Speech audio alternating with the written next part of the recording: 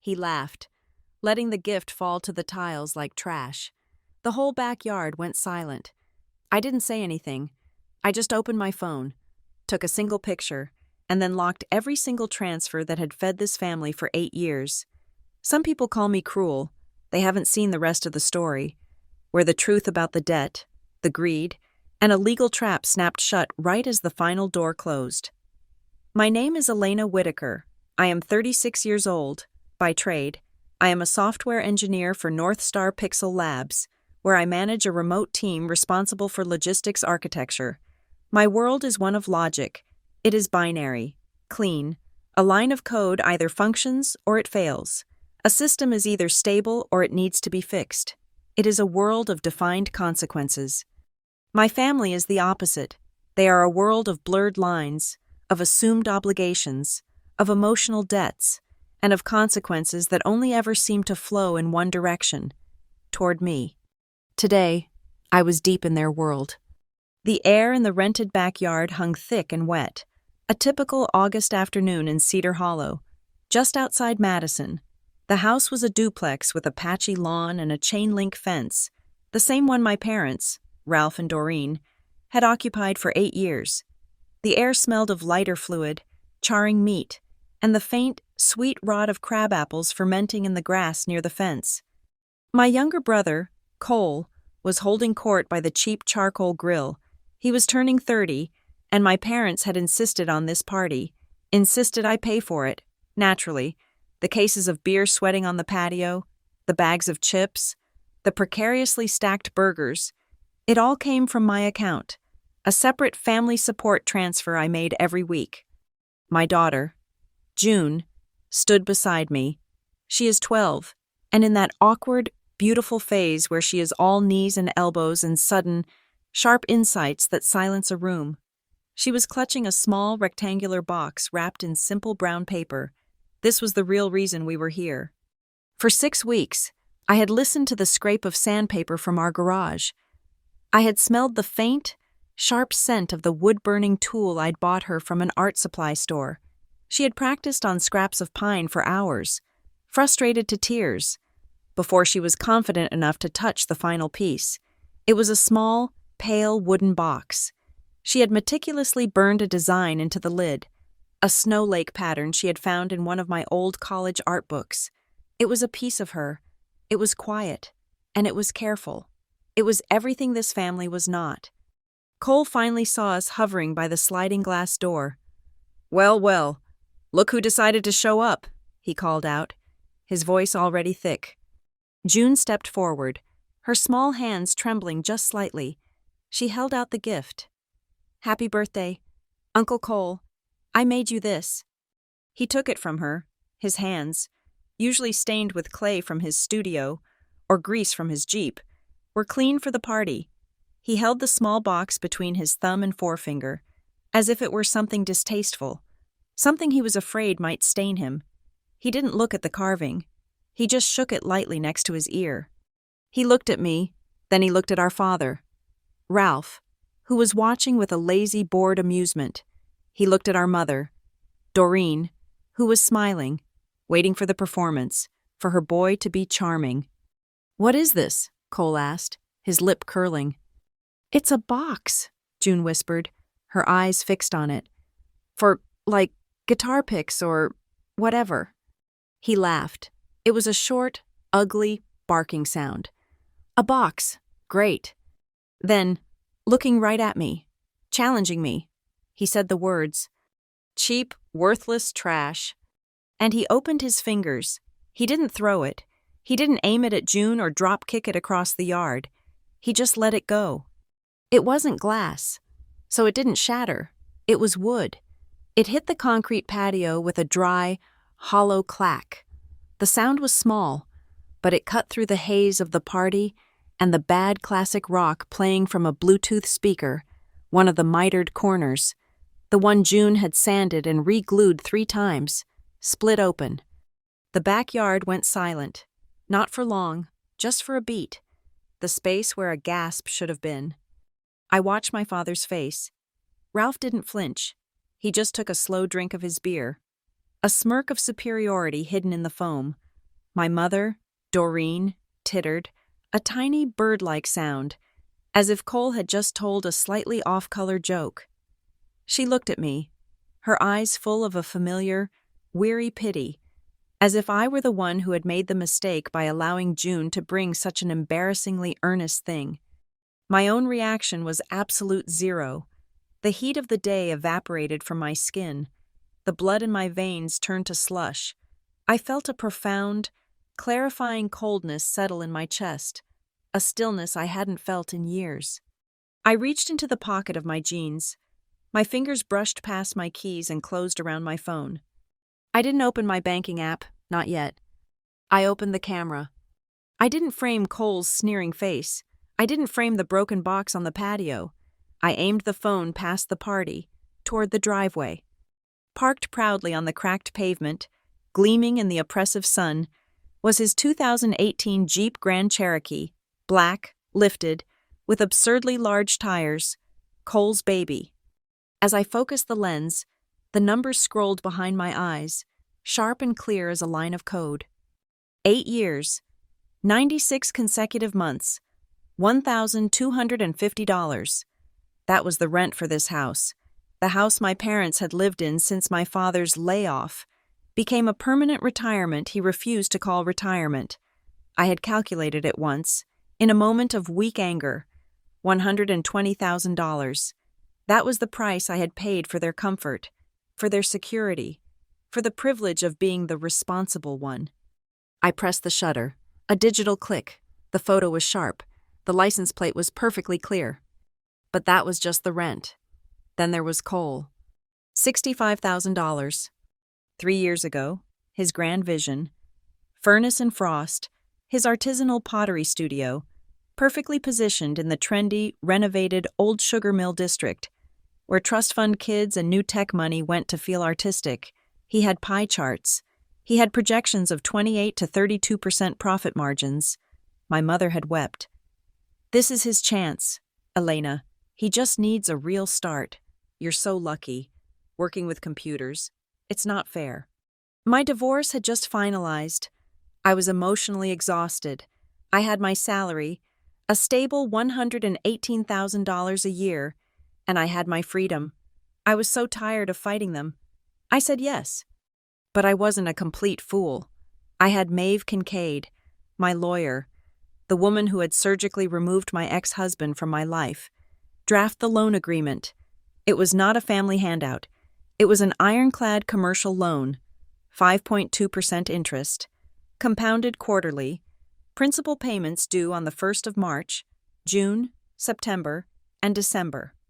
And the collateral, he needed a vehicle for the business, he'd claimed, something to haul clay and supplies. He wanted that Jeep. I bought it. The title read, Elena Whitaker and Cole Whitaker. My name first. I was the primary lien holder. In the eyes of the state of Wisconsin, it was my car. I locked the phone and slid it back into my pocket. The coldness was still there. A solid, heavy core. June was staring at the broken box. Her lower lip was trembling, and she was biting it. Hard, very slowly, as if in a trance. She knelt. Her knees hit the dirty concrete. She reached out a small, hesitant hand to gather the splintered pieces of the lid. No, I said. My voice was quiet, but it was not my usual voice. It was the voice I used at work when a junior developer tries to push bad code to production on a Friday. Final, absolute. She froze, her fingers hovering over the wood. She looked up at me, her eyes wide and swimming. Leave it, June. We're going. I took her hand. It was clammy and small. I pulled her gently to her feet. I did not look at my brother. I did not look at my parents. I turned my back on all of them. On the grill, on the party, I just walked. We walked past the cooler of beer I had paid for. We walked past the picnic table groaning with deli salads I had ordered. We walked onto the patchy, brown-edged grass. We walked to the side gate. The cheap metal hinges squeaked. No one said a word. No, wait. No, apologize. No, it was just a joke. Just silence. They watched us leave. I pulled the gate shut. The metallic latch clicking into place was the end. We were in my Honda, the doors still open to the thick, hot air, when my phone started vibrating against my leg, a furious, insistent buzzing. I pulled it out. The family group text. It was already a storm. Aunt Carol. My God. Elena. So dramatic. Can't you take a joke? Doreen. You ruined your brother's party. You should come back and apologize to him. He feels terrible. Ralph. This is what you get for raising her to be so soft. Kids need to toughen up. And then, Cole, tell her to bring back the potato salad. She took the good bowl. I stared at that last message. The good bowl. My daughter's 6 weeks of work was trash, but he was worried about the Pyrex bowl the potato salad was in. June was crying now, silent tears tracking dust down her cheeks. She was staring at a small, dark splinter of wood lodged in the soft palm of her hand. My fingers were perfectly steady. I looked at their names. I looked at their accusations. I felt the last, frayed thread of obligation snap. I typed one sentence, 10 words. As of today, you are all on your own. I hit send. Then, I opened the group info. Block group, confirmed. I went to my contacts. Cole Whitaker, block. Ralph Whitaker, block. Doreen Whitaker, block. Aunt Carol, block. I put the phone in the cup holder. I started the car. The air conditioning blasted, but I was already cold. As I pulled away from the curb, I opened my banking app. It was all biometric. My thumbprint was all it took. Find transfer. Ralph Whitaker, rent. Cancel recurring payment. Find transfer. Doreen Whitaker, utilities. Cancel recurring payment. Find transfer. Cole Whitaker, studio support. Cancel recurring payment. The war hadn't started with a shout. It started with silence and 3 taps on a glass screen. The foundation for that afternoon was laid 3 years ago, not on a patio, but at my own kitchen table.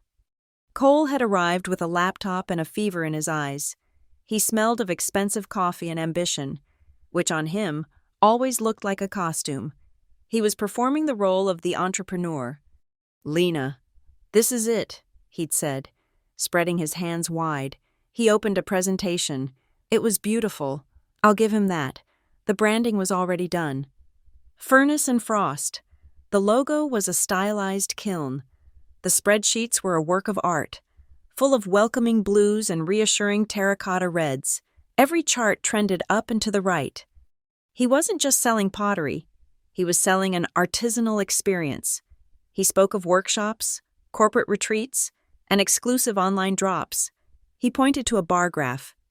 Break even, he said, tapping the screen. In 14 to 18 months, easy. And look at this. He zoomed in on another projection. Profit margins are insane. We're looking at 28 to 32%. The numbers sounded concrete, researched. They sounded real. I, on the other hand, was feeling anything but real. My divorce had been finalized 6 months prior. I was living on adrenaline and caffeine, trying to prove to myself and to the world that I was fine, that my life was stable. My salary at North Star was solid, a comfortable $118,000 a year. I had my house. I had June. I was, on paper, the responsible one. My mother had called me the night before his presentation. This is his chance, Elena. He just needs a real start. You've always been the lucky one. With computers, it's only fair. Family helps. The thought was a mantra. It was the entry fee I paid for a seat at their table. A table I was never sure I even wanted. So I listened to his pitch. I looked at his colorful, meaningless charts, and I felt the familiar, heavy weight of expectations settle on my shoulders.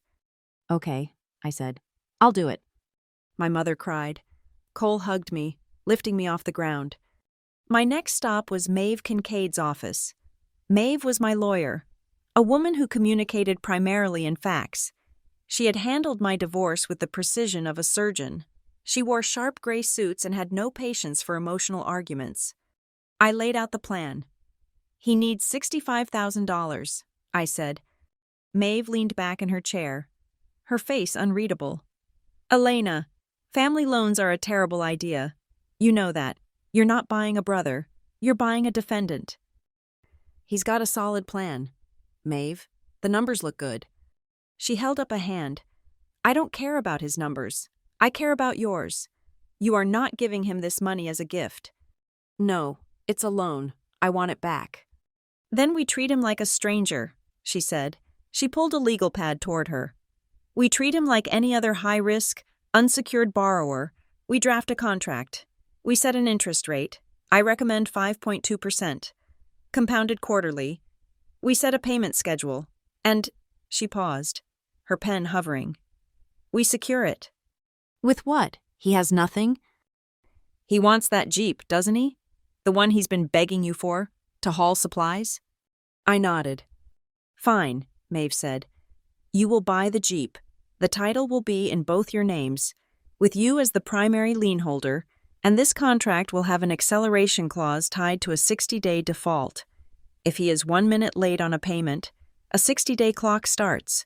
If he doesn't cure the default in that time, you don't just get the payment, you get the entire loan balance. And if he can't pay it, we take the car, automatically, no arguments. It sounded harsh. It sounded cold. Draw it up, I said. The first 6 months were perfect, annoyingly perfect. The quarterly payments arrived on time. Cole's Instagram feed was a masterpiece of entrepreneurial hustle.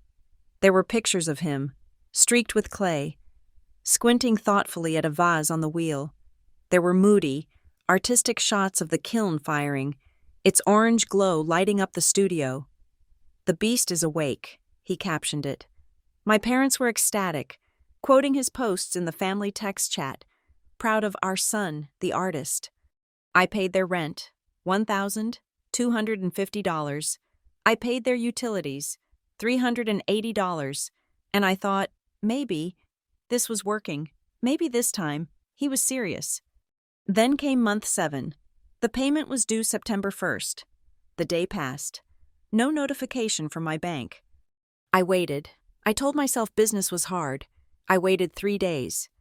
I sent him a text. Hey, just checking on the quarterly payment. Let me know if everything is okay. His reply came 2 hours later. Hey. Ugh. Total supply chain nightmare. The price of my usual clay just shot up, and my main glaze shipment is stuck in customs. It's a mess. Just need a little breathing room. We'll catch up. It sounded plausible. I let it go. I kept paying the rent. I kept paying the utilities. Another month passed. October. I was getting nervous. I had a key to the studio. Maeve had insisted on it. For insurance purposes, one Tuesday afternoon, I told my team I was taking a personal break. I drove to the old sugar mill district. The area was bustling. People with yoga mats were heading into the studio next door. A coffee shop was serving $5 lattes. I got to Furnace and Frost. The open sign was off. I looked through the window. The display shelves were sparsely populated with a few lopsided-looking mugs. I used my key. The air inside was cold and stale. It didn't smell like wet earth or hot kilns. It smelled like dust. A fine layer of gray dust covered the checkout counter, the potter's wheel in the corner, and the bags of clay stacked against the wall. I walked to the back, the massive kiln. The beast was cold to the touch. Taped to the wall beside it was a clipboard labeled Kiln Firing Schedule. It was completely blank. Not just for this week. It was blank for all of September, all of August. My heart rate didn't speed up. It just went heavy. That cold, clarifying feeling was back. This wasn't a struggling business. This was a stage, a set. I went home. I didn't text him. I opened my laptop. I had access to the joint account I used to pay my parents' bills, an account he occasionally dipped into. I started pulling statements. I wasn't looking for studio expenses. I was looking for his life. I found it. September 8th, Jade Monkey Karaoke Bar, $142. September 14th, Midweek Madness. Set, $200. September 20th, State Line Liquor Mart, $88. October 3rd, Fantasy Costumes, LLC, $91. He wasn't struggling with glaze shipments. He was buying a Halloween costume. The coldness in my chest solidified. I called Maeve. He's not running a business. Maeve, he's throwing a party. I heard her type. He is 58 days past due. Elena, payment was due September 1st. Today is October 29th. 58 days, I repeated. The number felt metallic. The default clause triggers in 2 days. At midnight on October 31st, the full $65,000, plus interest, is due, and we can take the Jeep. Do you want to proceed? I hesitated. The voice in my head, my mother's voice, was screaming, "He's your brother. Don't do this." "Elena," Maeve said, her voice sharp, pulling me back. "He is a signatory on a defaulted loan. That's it. Do you want to enforce the contract you paid me to write?" "Give him one more chance," I said, my voice weak. "Send him a final warning, officially." "As you wish," she said. I didn't just rely on Maeve. I am an engineer. I build systems. I document failures. I spent an hour that night creating a single PDF. It was not colorful. It was black and white. Page 1. Final demand for payment. Page 2. A scan of the contract, with the 60-day default clause highlighted in bright, unmissable yellow. Page 3. A simple, clean spreadsheet, not his, mine, loan principal, $65,000 Hauser dollars. Accrued interest, 5.2%, $3,380. Payment due, SEPA 1, $5,125.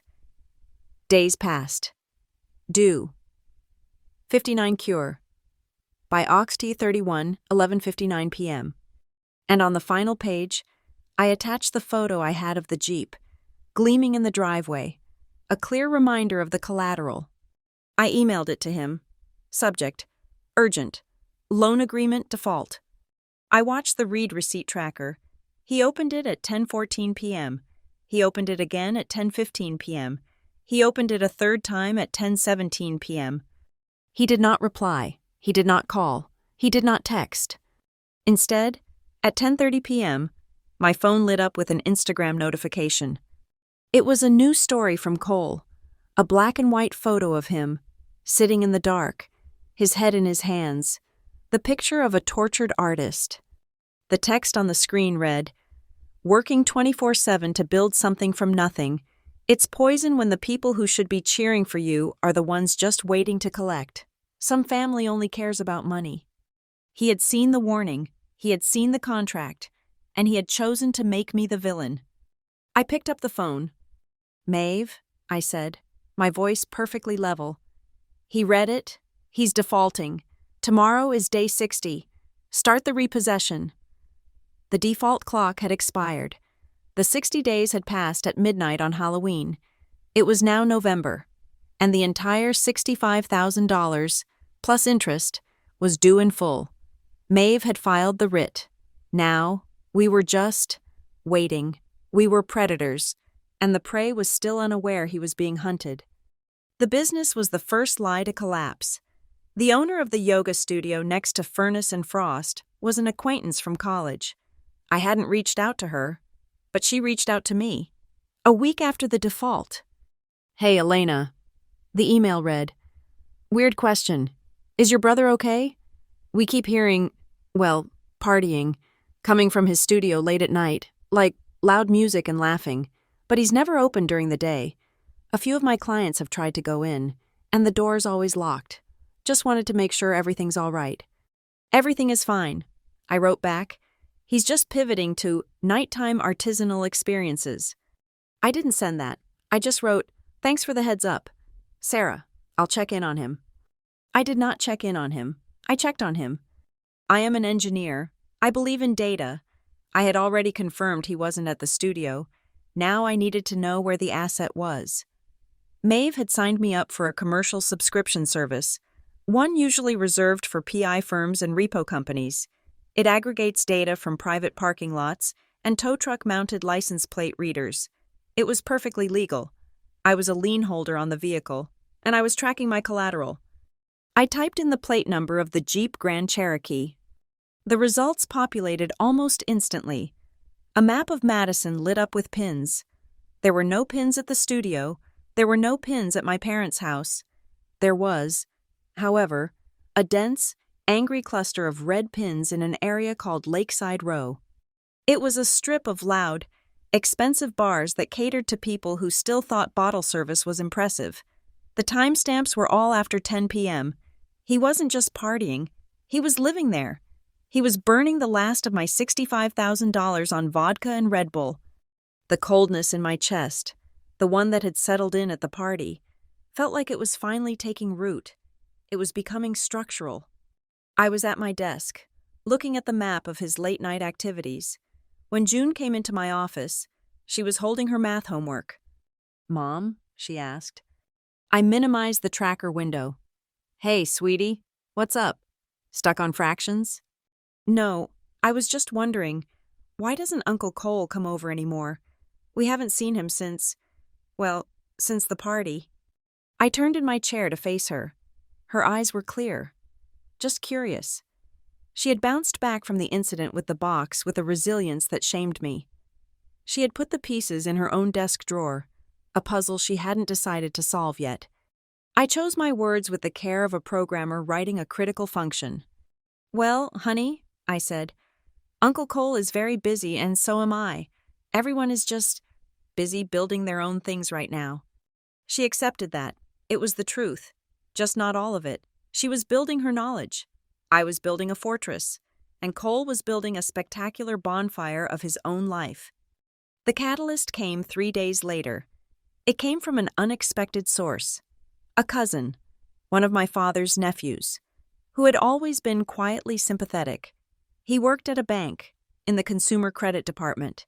He called my personal cell, not my work number. "Elena, it's Mark. Look, I'm probably breaking about 10 privacy rules right now, but you need to know this. Cole was in here yesterday. He was trying to get a title loan on that Jeep." The ice in my veins cracked. A title loan. If he succeeded, it would create a competing lien. It would turn a simple repossession into a legal nightmare, a battle over who had first claim. Did you give it to him?" I asked, my voice tight. "No," Mark said. "His credit is shot, for one, but more importantly, the title search came back with your name on it as primary. We couldn't touch it, but, Elena, he was desperate. He's going to keep trying. He was talking about going to one of those cash for title places, the really sketchy ones. You need to move fast." I ended the call and pinged Maeve. "He's trying to get a title loan. Maeve, the tip is solid. He's going to encumber the asset." "He's faster than I thought," Maeve said. Her voice was cold, impressed. "But he's not fast enough. I already have the writ. I was just waiting for your final go-ahead. It's time to pick it up." "Do it," I said. "Now."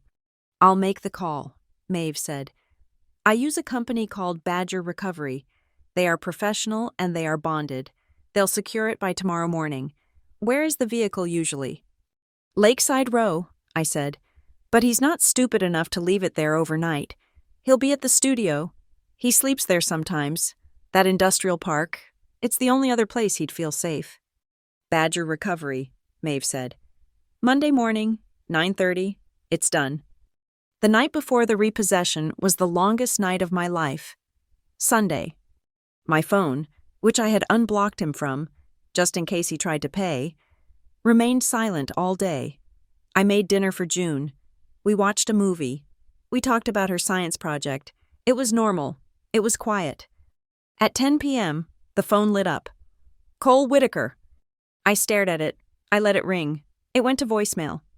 A minute later, it lit up again. "Cole Whitaker." I let it ring. Voicemail. This happened 5 times in a row. 5 missed calls, 5 voicemail notifications. I put my phone on silent. I went to bed. I did not sleep. I just lay there, staring at the ceiling, feeling the house settle around me, feeling the digital trap I had set finally spring. At 3 in the morning, I gave up. I went to my office and put on my headphones. I opened my voicemail app. The transcripts were already there, but I needed to hear his voice. I needed to know, for the last time, who I was dealing with. Voicemail 1. Time, 10:01 p.m. His voice was casual, almost wheedling. Lena? Hey, it's me. Look, I know you're still mad about the party. Total misunderstanding. My bad. But Mom told me you called a lawyer? Come on, Lena. Just call me. We can talk this out. It's just family. Voicemail 2. Time, 10:03 p.m. The casual tone was gone. His voice was faster, tighter. Okay, so you're not picking up. Fine. Look, I know I'm late on the payment. I told you. The glaze shipment? It's a mess. But I'm looking at my accounts right now. I can probably get you $2,000 by Friday. Maybe 3? Just call off whatever you're doing. You're really scaring Mom. Voicemail Ray. Time, 10:05 p.m. His voice was high, incredulous. He was starting to panic. You're really doing this, aren't you? After everything? After I helped you move when you left your husband? You're really going to tear this family apart over some stupid money? You have so much of it. Elena, you just sit at your computer. Why are you doing this to me? Voicemail 4. Time, 10:08 p.m. The victim was gone. Now came the threat. His voice was low, guttural. You listen to me. You pull that car. I swear to God, you have no idea what you are starting. Dad is losing his mind. He said he's going to come to your job. You're going to regret this. You think you're safe? You're not. Voicemail 5. Time, 10:10 p.m. The threats were gone. All that was left was the raw, whimpering core. He was crying, not faking it, real, ragged sobs. Elena, please, don't take my car. It's all I have. I'll do anything. I'll pay. I promise. I'll pay you every cent. Just call me. Please, Lena, please. I took off my headphones. The silence of my office was deafening. I didn't delete them. I saved each one. I dragged the audio files into a secure folder. Cole voicemail what 1 bargain, MP3. Cole voicemail 2, blame, MP3. Cole voicemail 3 threat, MP3. Cole voicemail 4 plea, MP3. I muted his number. The trap was set. The bait was gone. All that was left was the execution. Monday morning, I was in a 9 a.m. virtual meeting with my team, discussing a server migration. At 9:25, I put the meeting on mute and minimized the window. I opened the client portal for Badger recovery. A new feed had just gone live. Job 774B, W. Whitaker. The video was shaky, time-stamped. From a body cam on the tow truck driver, I saw the gray anonymous facade of the industrial park. I saw furnace and frost. I saw the Jeep, parked right in front. The driver was fast. He was out of the truck, the hooks in his hand. He worked with a silent, brutal efficiency. He backed the truck up. The sound of the winch was loud. He was getting the arms under the front axle. The whole process took less than 4 minutes. At 9:29, the door to the studio burst open. Cole came running out. He wasn't wearing shoes, just socks and a t-shirt he'd clearly slept in. Hey, what the hell are you doing? That's my car. Get off my car. He grabbed the driver's arm. The driver didn't flinch. He just shrugged Cole's hand off. Sir, I'm here to repossess the vehicle for the lien holder. Lion holder? That's my sister. This is illegal. From the edge of the frame, another figure appeared, a security guard from the industrial park, alerted by the noise. Sir, the guard said, his voice bored. You need to stay back. They have a writ from the county. It's a civil matter. He's stealing my car! Cole screamed, his voice cracking. He lunged for the tow truck cab. The guard put a hand on Cole's chest. No shoving, just a firm, legal barrier. Sir, you need to stay 20 feet back from the vehicle. You are interfering with a lawful repossession. Do not make me call Madison PD. Cole froze. He looked from the guard to the driver, who was now securing the safety chains. He looked at the Jeep, his Jeep, being lifted, its front wheels rising pathetically off the ground. He just stood there, in his socks, on the cold pavement, and watched it happen. He was powerless. The system was working. The driver got in his truck. The camera feed shook as he pulled away. Cole ran after it for a few steps, shouting things I couldn't make out. Then the feed cut. I sat there, staring at the blank portal. Feed ended. I unmuted my work call. So, Elena, if you agree, we can push the update live this afternoon, my colleague was saying. Yes, I said, my voice perfectly clear. That sounds efficient. Let's do it. As I spoke, an email dinged in my inbox from Maeve Kincaid. Subject, Asset Secured. I opened it. Elena, Badger Recovery has secured the 2018 Jeep Grand Cherokee. It is being transported to the auction yard. As per our discussion, I have already filed the paperwork for an accelerated public auction to satisfy the lien. The auction will be held online, closing in 24 hours. A notification of sale has been sent to Mr. Whitaker's email and primary address. This is all clean. I will be in touch. Maeve. 24 hours. That evening, June came home from school. I was in the kitchen, making tea. She walked over to her desk in the corner of the living room, the one where she did her homework. She pulled open the drawer. She took out the broken pieces of the Snow Lake box. She laid them on her desk, trying to fit them together. The split corner, the cracked lid. I watched her. I didn't say anything. She looked at the pieces for a long time. Then she swept them decisively into her hand, walked to the kitchen, and dropped them into the trash can. She turned to me. Her face wasn't sad. It was determined. I'm going to make another one, she said. It will be better. The Jeep was gone. The 24-hour accelerated auction clock expired on a Tuesday afternoon. I didn't watch it. I didn't have to. Maeve called me at 5:01 p.m. The auction is closed, she said. Her voice was as flat as if she were telling me the time. And? The final bid was $32,400. I did the math in my head. The principal on the loan was $65,000. The accrued interest and penalties pushed the total owed to over $68,000. So I'm still short, by more than half. You are short cash, Maeve corrected, her voice sharp. But you are not short on recourse. The cash from the sale, minus the auctioneer's premium and the Badger recovery fee, has been deposited into my firm's trust account. We've applied $31,000 and change to the loan balance. She took a breath, and I could hear her clicking her mouse. Which brings us to the next step. As of 10 a.m. this morning, the deficiency judgment was approved by the court. The remaining debt, $36,488, is no longer secured by the vehicle. It is now a fully binding civil judgment against Mr. Whitaker. The debt hadn't vanished. It had just changed. It was no longer a car. It was a ghost. I've already filed the writ of garnishment, Maeve continued, which is now attached to his Social Security number. It's dormant, of course, as he has no reported income. It was a piece of code. I thought, a logical trap, waiting in the dark. The moment Cole ever tried to get a real W-2 job, the system would see him, it would activate, and it would take its share before he ever saw a penny of his own paycheck. It was a silent, patient predator. Now, Maeve said, shifting topics. Your parents, Ralph and Doreen.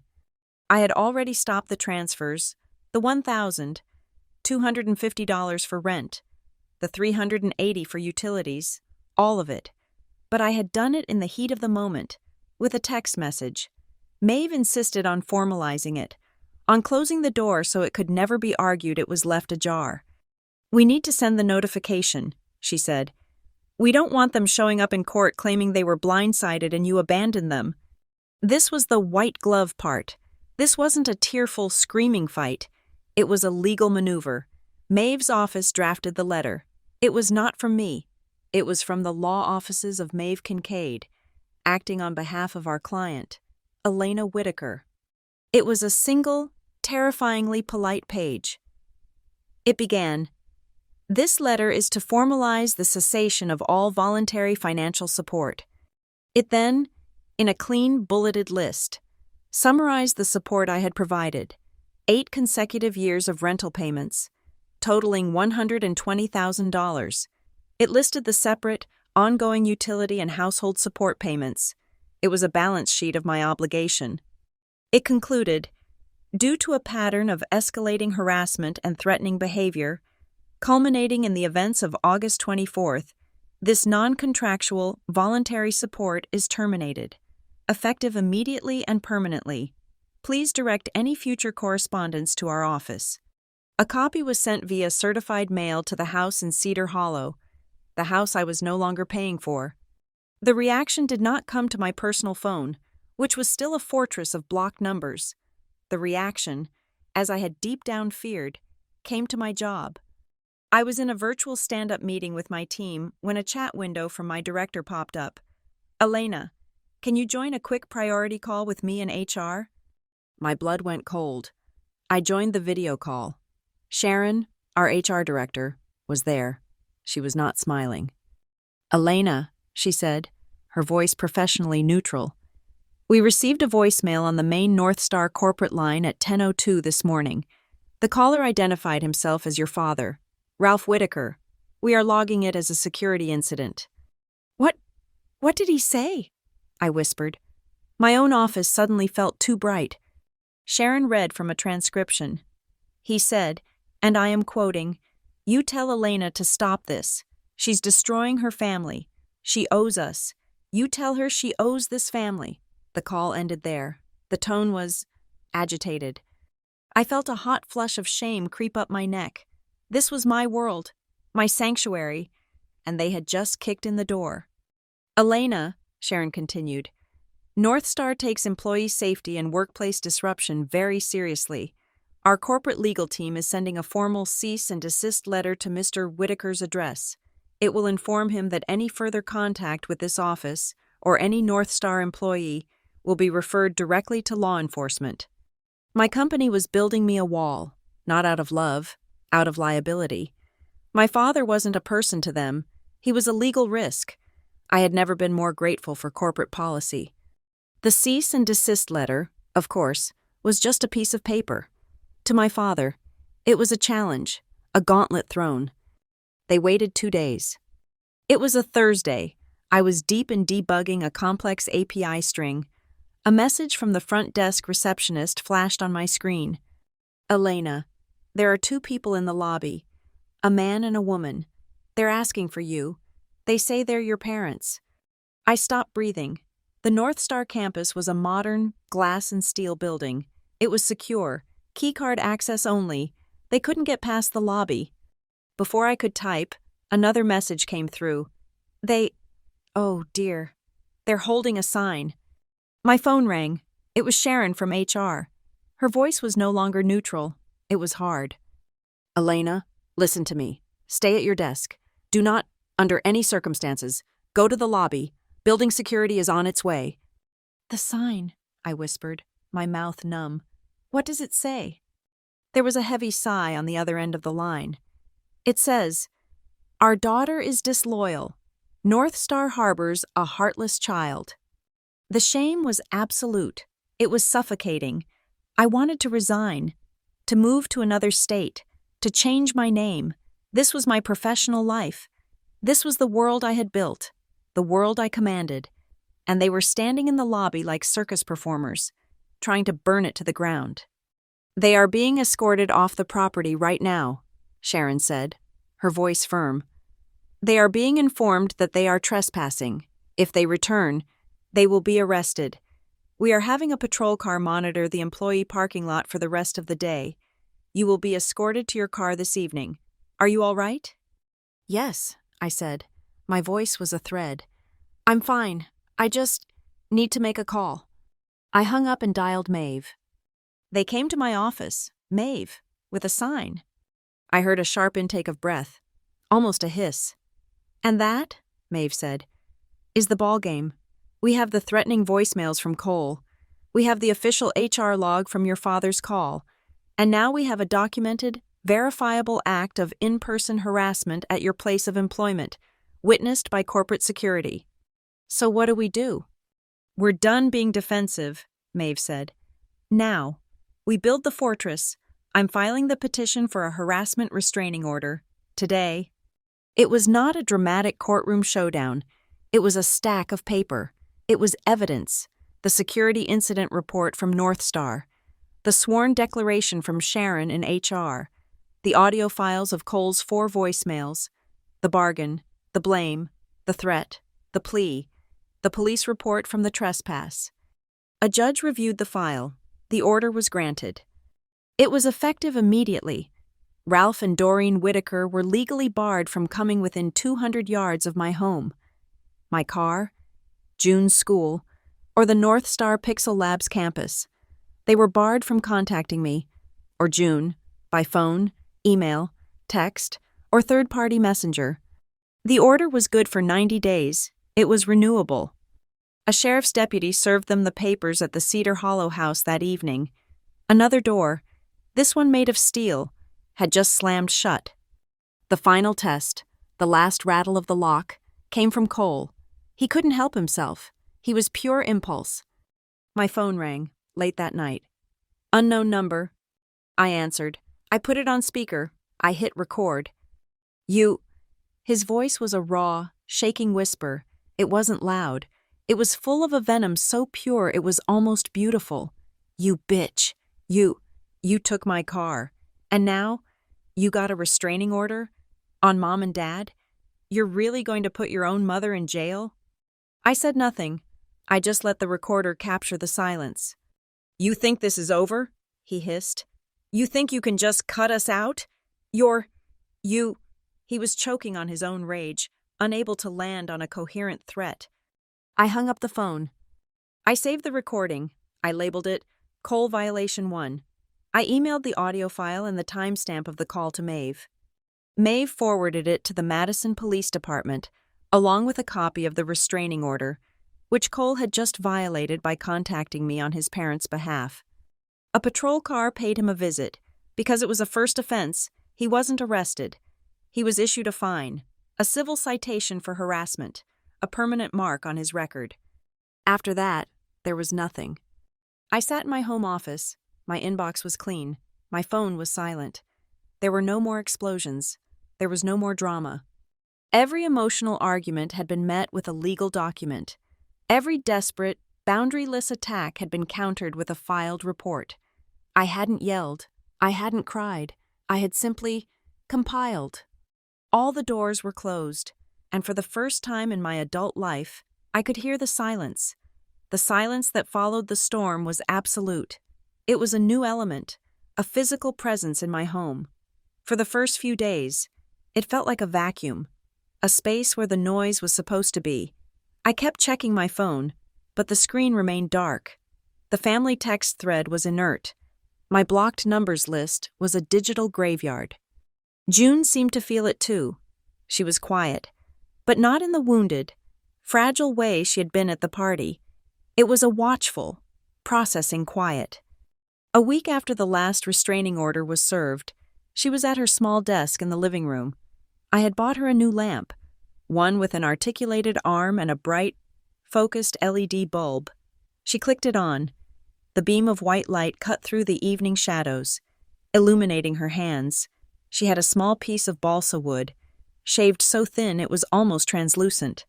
The light shone right through it, revealing the delicate, complex grain, like a map of a tiny secret world. It was beautiful. We were healing, but we weren't doing it alone. The incident at the party had been the final straw for June's school. They had seen her withdrawal. Her guidance counselor, Ms. Alvarez, had called me in. She recommended a few sessions, just to talk. It was Ms. Alvarez who taught us how to breathe. It's called box breathing, she explained, her voice calm and even. When you feel that tightness in your chest, that's panic. That's your body waiting for the next bad thing. You have to show it there is no next bad thing. So we practiced, In the evenings, before homework, we would sit on the living room floor. Okay, I'd say. Breathe in, 2, 3, 4, hold, 2, 3, 4, breathe out, 2, 3, 4, hold, 2, 3, 4. At first, it felt mechanical, absurd, but I used it. I used it when I woke up at 3 a.m., my heart pounding with the phantom echo of a late-night call. I used it when I logged onto my work computer, terrified of what new harassment I might find. In 2, 3, 4, hold, 2, 3, 4, the panic would crest, and then, slowly, recede. The bad thing wasn't coming. There was only the breathing. The first of the month arrived, December 1st. I woke up with a jolt. My stomach clenched. For 8 years. The first of the month was a day of profound, silent resentment. It was the day I watched a significant chunk of my salary vanish before I even had my coffee. I sat up in the dark. I waited. My phone, on the nightstand, did not buzz. No notification from my bank. Automatic transfer to R. Whitaker, $1,050,000. No automatic transfer to D. Whitaker, $380,000. The money was just sitting there.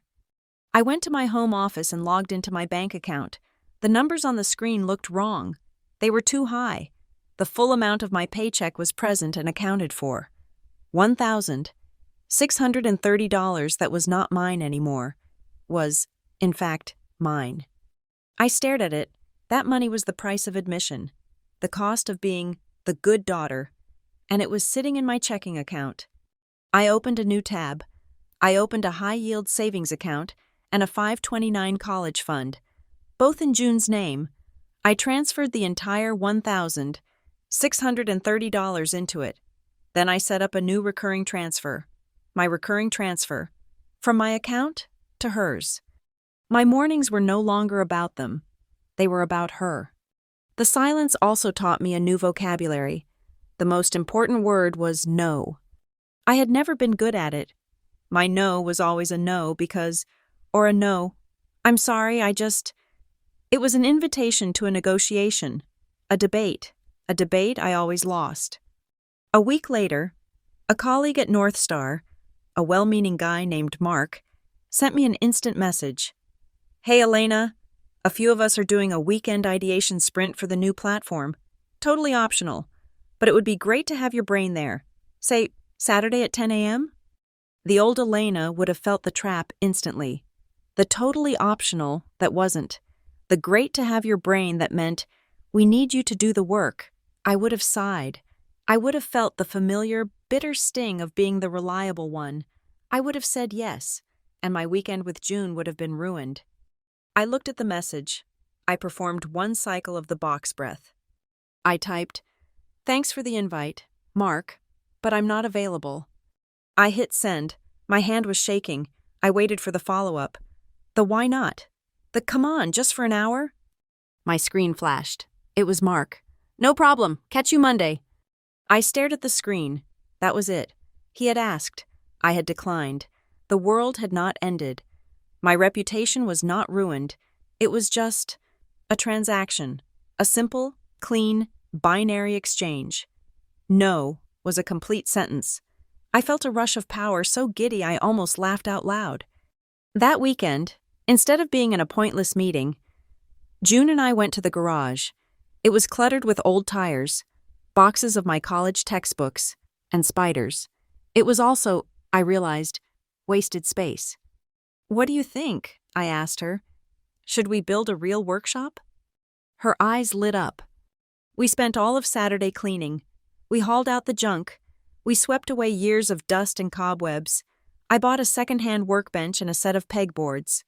We set up her wood-burning tool, her sander, and the new desk lamp. I bought a small, sturdy-looking space heater, and the cold cement floor became a sanctuary. We bought wood, not scraps. This time, we went to a lumber yard and bought a small, fragrant plank of red cedar. The smell of it, sharp and clean and earthy, filled the garage. It smelled like the opposite of my parents' house. It smelled like structure, June was done with simple boxes.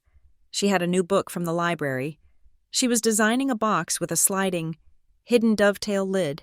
No nails, no glue, just geometry, just precision.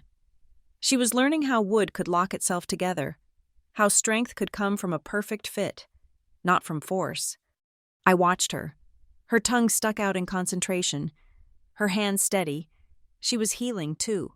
She was taking her curiosity, the thing my brother had tried to crush, and she was sharpening it into a tool. I went back inside and upgraded our security. The old deadbolt had always felt flimsy. I bought a smart lock, a heavy, brushed nickel device with a keypad. I installed it myself. The click of the motorized deadbolt sliding home was one of the most satisfying sounds I had ever heard. "What's the code?" June asked. I punched in a 6-digit number. Her birthday, followed by mine. She nodded, committing it to memory. It was a new ritual. Locking the door was no longer a gesture of fear against them. It was an act of preservation for us. Our world, once defined by their demands, was now defined by our routines. Saturday mornings became Maple Bridge Market. We'd get up early. When the air was cold and sharp, we'd walk through the stalls, breathing in the smell of pine wreaths and fresh bread. We'd buy hot apple cider and drink it as we walked, our hands wrapped around the warm cups. We always ended up at the woodworkers' stalls, men and women with rough hands and sawdust in their hair. They weren't like coal, performing art. They were just making things. Spoons, cutting boards, intricate jewelry boxes. June would watch, silent, for 20 minutes at a time. One old man, carving a small bird from a block of basswood, noticed her. He looked at her, then at his work. "You let the grain tell you where to go," he said, not unkindly, as he shaved off a perfect, paper-thin curl of wood. "You don't force it, you just follow." June nodded, a serious, solemn expression on her face. "You just follow." I felt that advice settle in my own chest. I had spent a decade trying to force my family, trying to force them to be grateful, to be responsible, to be different. It had been like carving against the grain. All it did was create fractures. My work changed, too, with my mind clear, with my phone silent. My code was better. It was cleaner. I was solving problems faster. My director noticed. He took me off the chaotic, high-maintenance legacy platform. "I'm putting you on the new Blue Sky project," he told me. "It's a total rebuild. Flexible hours, zero legacy code. We need someone who can build it right, from the ground up. Fewer meetings, more focused, deep work, higher visibility. It was a promotion, in all but name." That night, I opened my budget spreadsheet. I had my 2 columns, need and want. For the first time, the need column felt manageable. The want column wasn't frivolous. It wasn't impulse buys. It was the smart lock. It was the high-quality cedar. It was the new chisels for June. It was investment. It was building.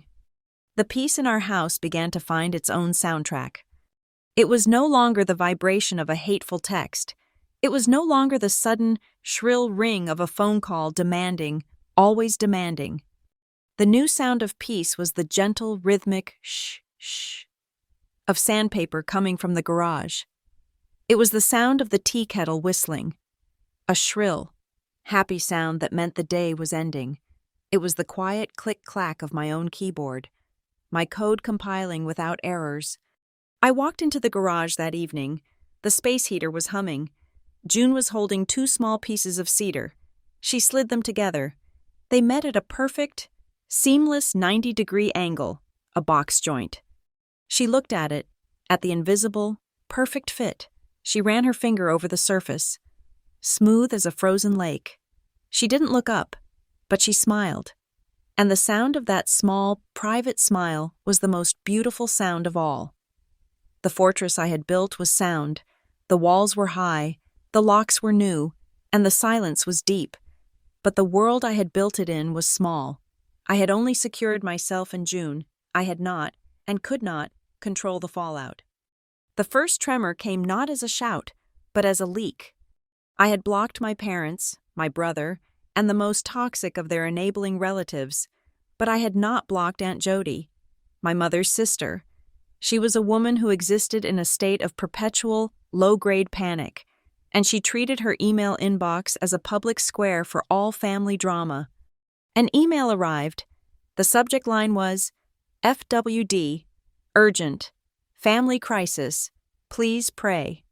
My finger hovered over the delete button, but I am an engineer. I collect data. I opened it. It was a forwarded email, a long, rambling, typo-riddled plea from my mother, Doreen. It had apparently been sent to every person in her address book. It was a desperate, chaotic screed about loyalty and the younger generation, and a cold, hard heart. But buried in the third paragraph was the fact, and now our landlord, who we have known for 8 years, has betrayed us, pinning a 3-day notice to our door, trying to throw us on the street in the cold just before the holidays. A 3-day notice to pay or quit.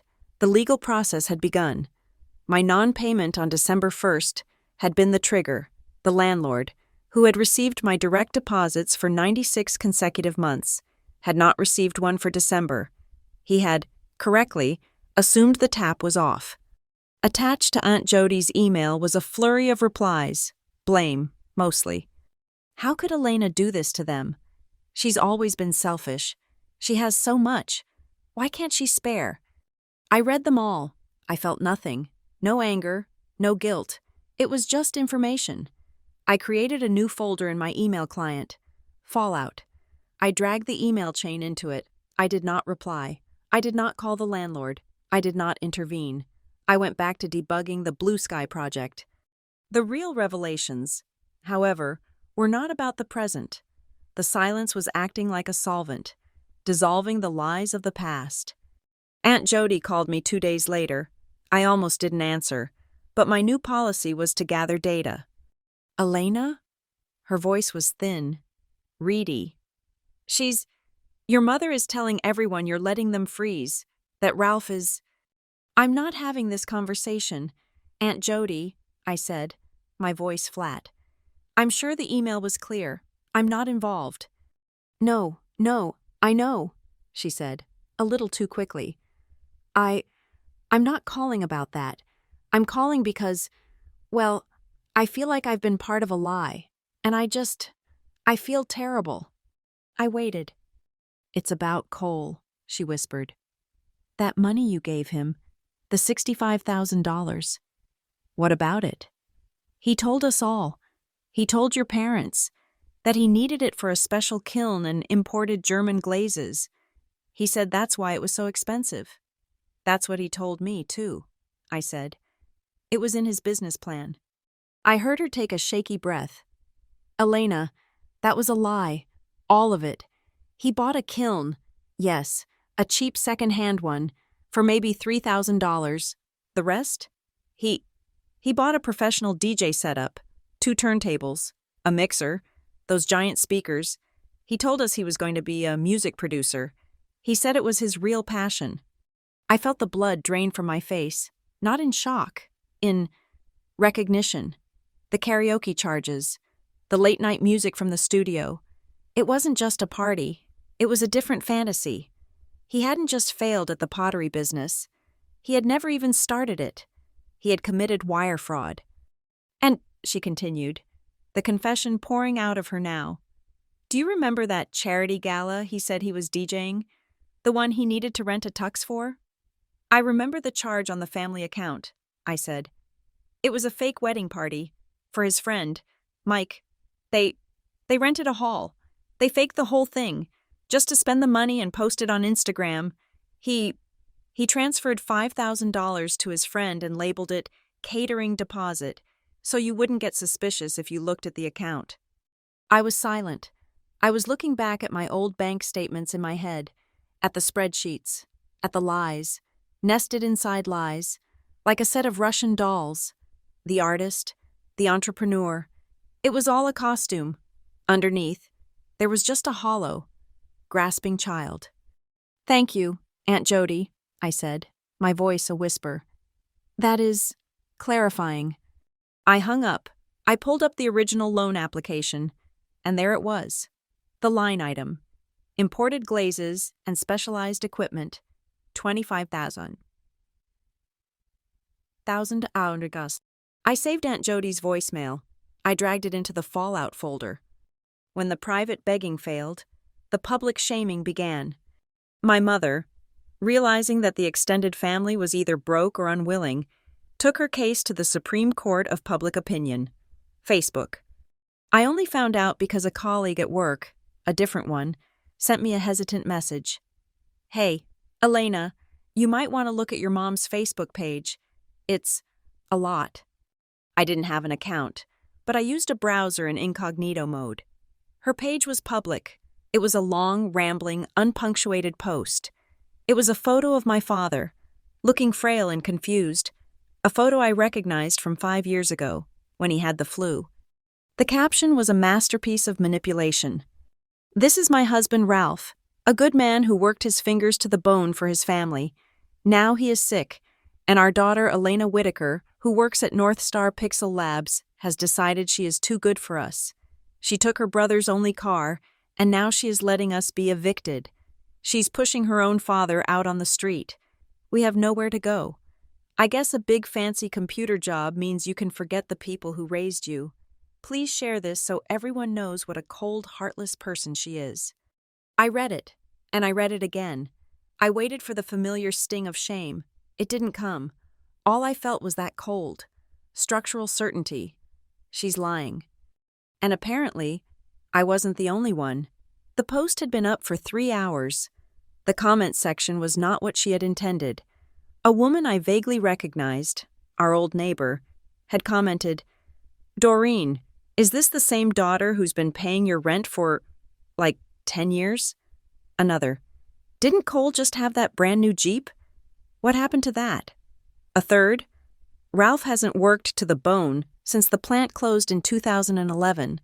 What is this?" But the final, beautiful, crushing blow was at the top of the post itself, a gray, semi-transparent overlay. This post has been flagged by independent fact-checkers as containing false or misleading information. Her own community, the people whose sympathy she was farming, had turned on her. They had lived next to the truth for too long. They knew the masks. The post was gone an hour later. The consequences, after that, came quietly. First, the house. The 30-day eviction process churned through the Dane County court system. I wasn't involved. I didn't have to be. On January 3rd, I received a certified letter at my house. It was from the landlord. He was legally required to notify all last known tenants. It was a move-out condition report. It listed damages, stains on the carpet, holes in the drywall, and a line item: abandoned property removal fee, $500 third. They hadn't even finished packing. The landlord had changed the locks. They were officially out. Second, Cole. I heard from Mark, my cousin at the bank, one last time. He got a job, Mark told me, his voice a mix of pity and disbelief. My system, the garnishment you filed, it finally pinged. It activated. He got a W-2 job? I asked, stunned. Sort of. He's driving for Grubfleet, a food delivery app. The garnishment hit his first paycheck. But he doesn't have a car, I said. He's driving some 20-year-old, rusted-out Toyota sedan. Apparently, it belongs to his ex-girlfriend's new boyfriend. He's borrowing it. The irony was suffocating. The man who had mocked my daughter's handmade gift was now delivering lukewarm tacos in a borrowed car, and 15% of his meager earnings were being routed directly, automatically, into my lawyer's trust account. Third, my father. This was the one that almost broke me. Almost, Aunt Jody called again, this time in real, hysterical tears. "Elena, he's in the hospital. Ralph, it's his blood sugar. He collapsed at the motel they're staying at." The old Elena would have been in the car. The old Elena would have been at the ER, credit card in hand, ready to fix it, to pay. to smooth it all over. The new Elena breathed. In 2, 3, 4. Hold. 2, 3, 4. Is he conscious, Aunt Jody? Yes, but they're saying it's diabetic shock. He wasn't taking his medicine. They can't afford the insulin. Then he is in the right place, I said.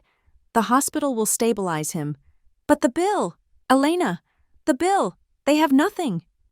The hospital has a financial aid department. They have charity care. He will be assigned a social worker. They will help him apply for Medicaid. He is not my legal responsibility. I am not his emergency contact. It was the hardest sentence I had ever said. You're not even coming? She whispered, horrified. No, I said. I am not. I hung up, and I learned, 3 days later, that I was right. A hospital social worker had, indeed, gotten him emergency Medicaid coverage and set him up with a volunteer-run clinic for his insulin. The system had caught him. I was not the only safety net in the world. I was just the one they had gotten used to jumping on. Fourth, my mother. With Ralph unable to work, the burden fell to her. She got a job, a night shift position at a dollar store, stocking shelves from 10 p.m. to 6 a.m. The woman who had laughed at my daughter's gift was now scanning discounted Christmas ornaments for a living. The legal walls held. No one came to North Star again.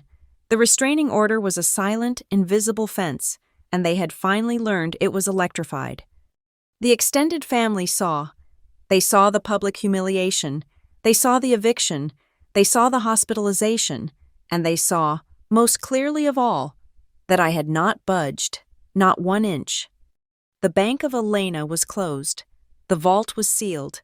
The ATM was dark. And the realization finally truly settled in. The silence that June and I lived in was no longer just my silence. It was theirs, too. The masks were gone, all of them. The proud patriarch, the doting mother, the rebellious artist. They were gone. The new silence was a mirror, and in it, I finally saw them for what they were.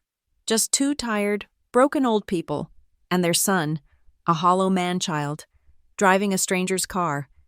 The truth, it turned out, was very quiet. The gray area, that is where they live. The law is black and white. A contract is either valid or void. A restraining order is either active or expired. But my family, they had only ever operated in the gray, in the unspoken, in the emotional territory of "you owe us." And though the legal doors were sealed, they still came, like fog, trying to seep in through the cracks. The first probe came not as a text, but as a physical object. Maeve had to accept it on my behalf, as it was addressed to her office, a handwritten letter. I knew the handwriting. It was Cole's, sloppy, slanted, desperate. I sat at my kitchen table, the one he had pitched his fantasy on, and read it. Elena, I know you hate me. I deserve it. I was an asshole. I know. But I'm begging you, not for me, for Mom and Dad. They're at a $20 a night motel off the interstate. Mom is working nights. Dad is sick. He won't. He's not eating. I'm sleeping in that borrowed Toyota. It's freezing. I'm trying to deliver food, but the garnishment. Elena, it takes everything. I'll do anything. I'll sign anything. Just turn the rent back on. Just for them. Just the rent. I'll pay you back. I'll pay you double. I swear to God. Just please. They're your parents. Cole. I read it twice. I waited for the guilt. I searched for it. I poked at the cold, hard structure that had settled in my chest, looking for a soft spot. There was nothing. It was not a plea from a brother.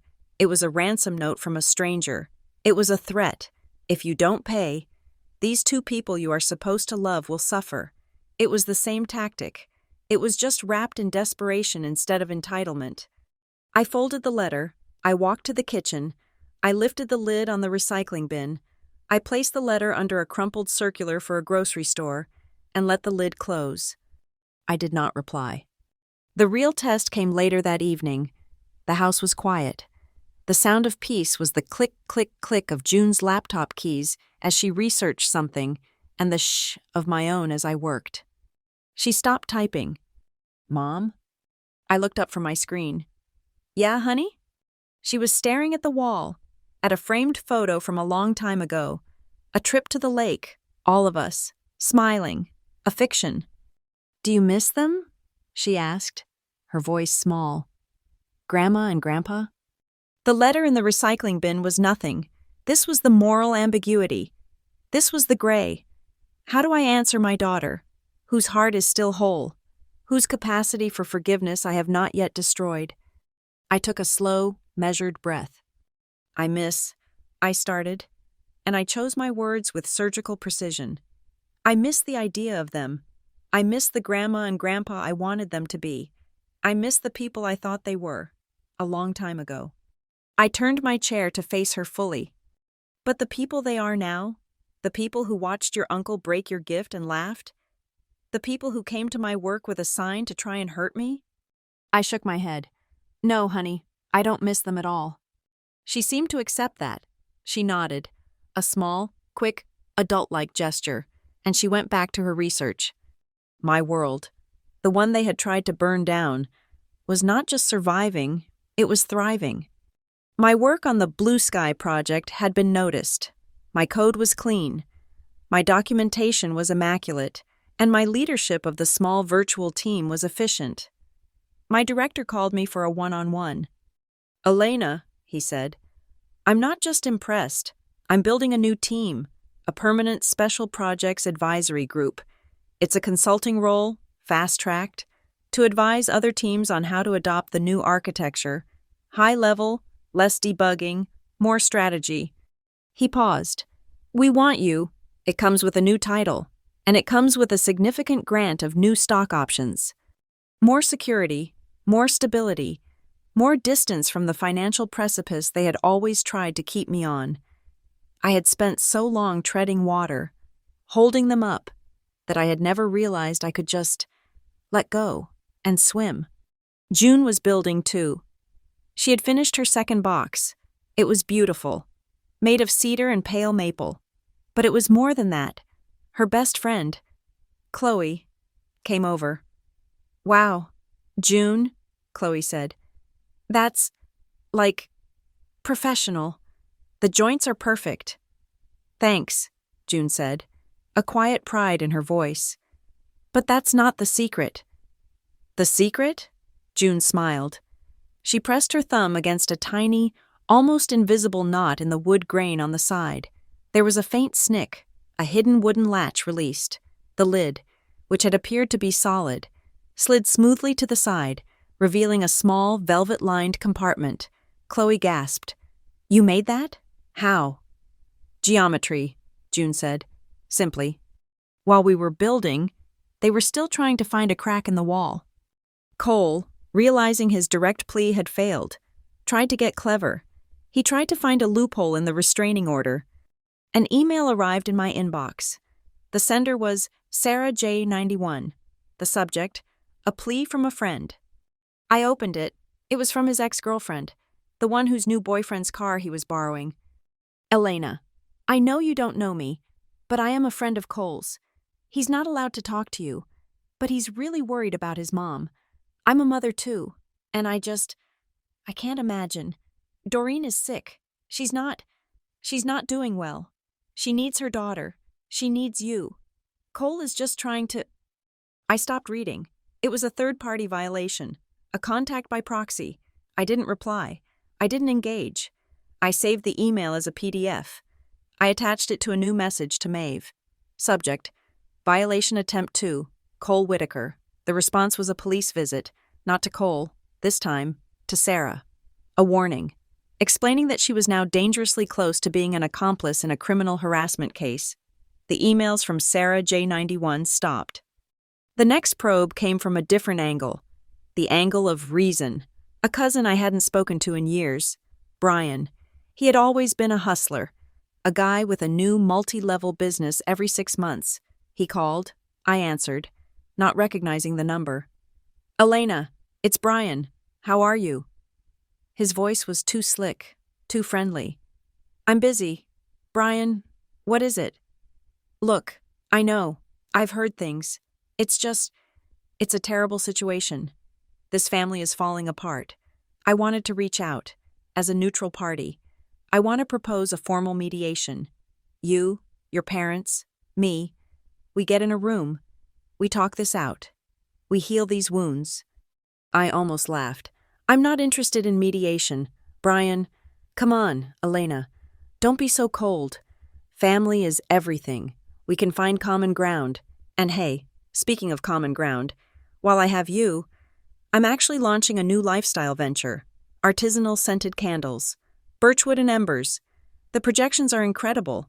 I'm looking for a few seed investors, and I thought of you. There it was.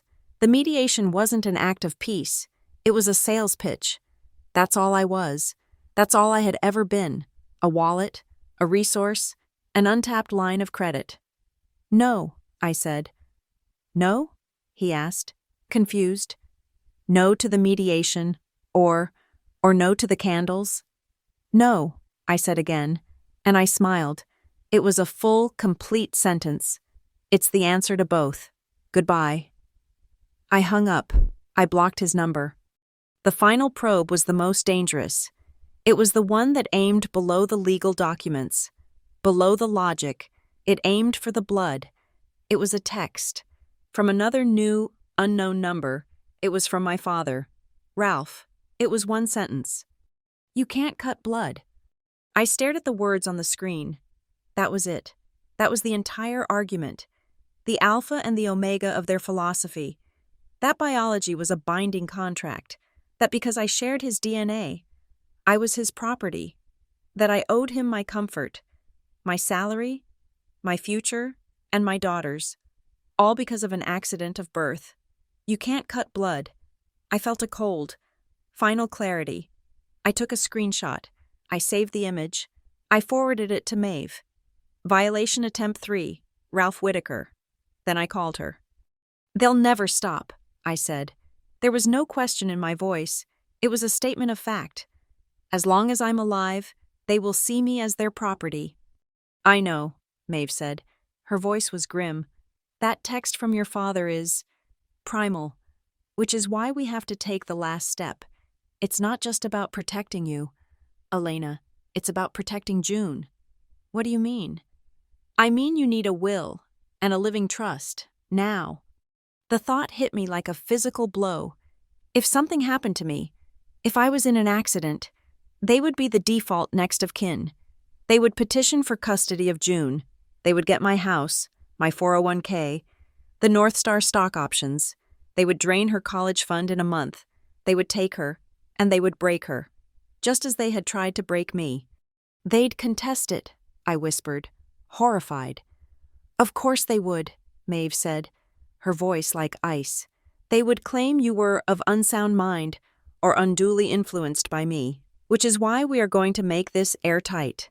We are going to draft an ironclad last will and testament. We are going to explicitly name Ralph Whitaker, Doreen Whitaker, and Cole Whitaker, and we are going to state, by name, that they are to be disinherited. They are to receive $1 each, she continued.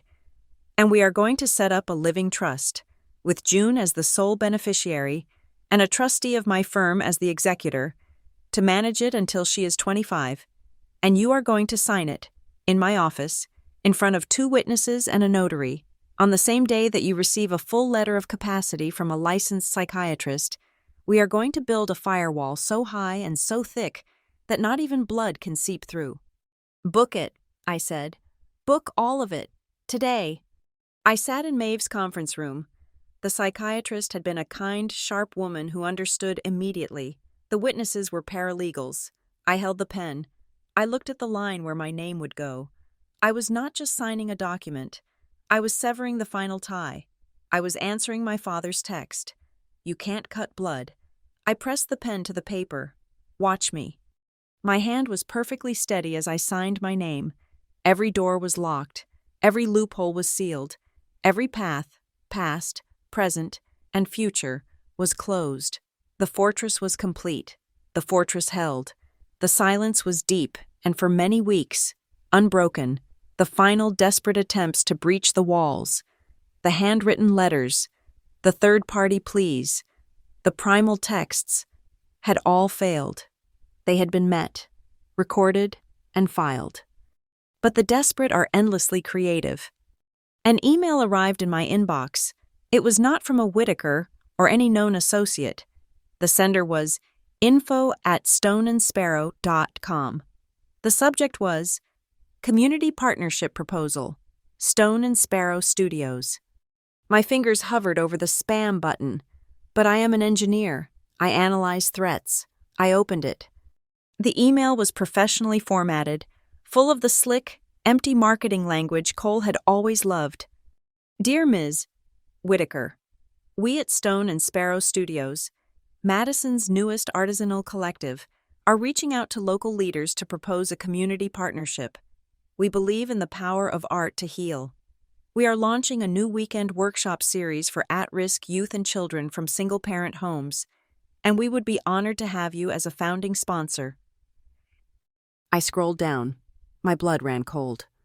We believe your daughter, June, whose talent is already known in the community, would be a perfect inaugural guest. We would love to feature her first woodworking creation as a centerpiece in our new gallery, My daughter, they were using my daughter, and the gift, the cheap, worthless trash. They were now calling it a centerpiece. It was a trap, a blatant, clumsy, emotionally manipulative trap. It was a double cross so obvious it was almost pathetic. They wanted me to reply. They wanted me to engage, to scream, to send a furious email that they could then use in court as a violation of the restraining order, as proof that I was the one harassing them. Or, perhaps, they just thought I was stupid enough to fall for it. I did not reply. I did not feel anger. I felt a cold, sharp curiosity. I became an engineer. First, I checked the address listed at the bottom of the email. It was in an industrial park, on the other side of town from the old sugar mill. I opened Google Maps. I dropped the pin on the address. Street view loaded. It was an abandoned warehouse, corrugated tin, boarded-up windows, a for lease sign, faded by the sun, hanging crookedly on a chain-link fence. Second, I analyzed the website, stoneandsparrow.com. It was a beautiful, minimalist site. It featured stunning photos of elegant, slender pottery, stark white against a gray background. I right-clicked on one of the photos. Search image with Google. The results populated instantly. The image was from a high-end stock photography site. The collection was titled Simple Scandinavian Ceramics. Third, I ran a domain registry check. stoneandsparrow.com. It had been registered exactly 6 days ago, using a privacy guard to hide the owner's name. This wasn't a business. It was a lie, a poorly constructed, fraudulent website set up from a motel room, using a stolen credit card, with the sole purpose of luring me into a legal battle. I did not reply. I saved the email as a PDF. I saved the screenshot of the abandoned warehouse. I saved the link to the stock photo website. I attached them all to a new email. To Maeve Kincaid. Subject: Attempted contact and commercial fraud. Cole Whitaker. Body: Maeve. Please handle this. Maeve's reply came 1 hour later. It was, as usual, a masterpiece of cold efficiency. Elena, I have sent a cease and desist to the info address and the domain registrar. It cites attempted commercial fraud, wire fraud, and multiple violations of U.S. copyright law for the unauthorized use of licensed images.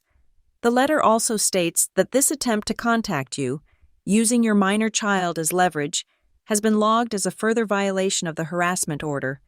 They won't reply. She was right.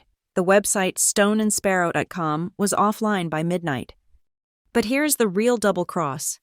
While Cole was busy building his fake, fraudulent studio, while he was weaving this intricate, stupid web of lies, the real world was already catching up with him.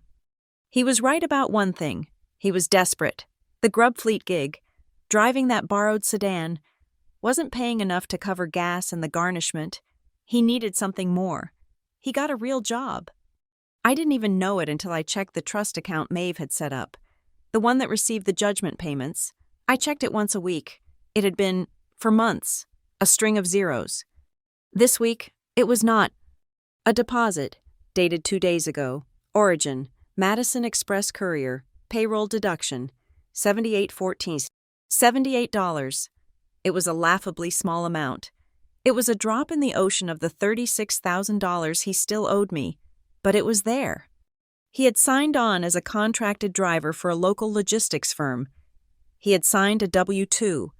He had given them his social security number, and the patient, silent predator I had placed on his name, the wage garnishment, had woken up. It had seen him, and it had taken its bite. The trap he had signed his name to, 3 years ago, had finally sprung. He was so busy trying to trap me with a fake website that he never saw the real jaws closing on his ankle. The money was flowing. It was a trickle, true, but it was flowing in the right direction, and it was his. He must have received his first diminished paycheck that same day. He must have seen the deduction, Civil Judgment 774B, and realized the game was over. He did not call me. He couldn't. He did not call Maeve. He knew it was useless. He did what he always did. He performed. He posted a video to his Instagram. It was him, sitting in that borrowed Toyota. He had managed to make himself look awful. The lighting was bad. His eyes were red. He was trying to cry. I just can't, he choked out. I'm just trying to rebuild. I'm just trying to get back on my feet. I'm working 2 jobs. He panned the camera to a stack of delivery boxes in his passenger seat. And my sister, my own blood, she's taking it. She's taking the food out of my mouth. She's garnishing my paycheck. I got my check, and it's gone. She's ruining my life, all because of some family disagreement. He finished with his head in his hands. Some family just wants to watch you burn. The first few comments were sympathetic. This is awful. Your own sister? Stay strong, Cole. And then, the wind changed. A comment appeared from a user I recognized. Sarah, the owner of the yoga studio that had been next to Furnace and Frost. Her comment was simple. Is this the same sister whose daughter's handmade gift you called cheap, worthless trash in front of an entire party? I was next door. We heard it. We also heard the parties you threw every night for 6 months with her loan money. The digital dam broke. Another comment. Wait, this is the guy whose parents were protesting at North Star? With that crazy sign? Another. My friend was at that charity gala he DJ'd. It was a fake wedding. They spent $10,000 on a party for nothing. The cheap, worthless trash line was repeated, and repeated. The community, it turned out, had a longer memory than he did. The narrative he had tried to sell, that of the sensitive victim, was annihilated by the truth of his own actions. Doreen, seeing her son's public failure, tried a different route. She went to the church that had been helping my father with his medical supplies. She applied for their emergency benevolence fund. She wrote a long, tearful application. She claimed they were destitute, abandoned, and that my father's health was failing because I had cut them off. The church committee, being responsible stewards of their charity, did their due diligence. They made 2 calls. The first was to my father's volunteer clinic, which reported his condition was stable and his supplies were fully covered. The second was to the North Star HR department, just to verify the story. Sharon, my HR director, simply forwarded them the police report from the trespassing incident. Doreen's application was denied. The reason, stated in a polite, firm letter, material misrepresentation of financial need and family situation. She had been caught lying to a church.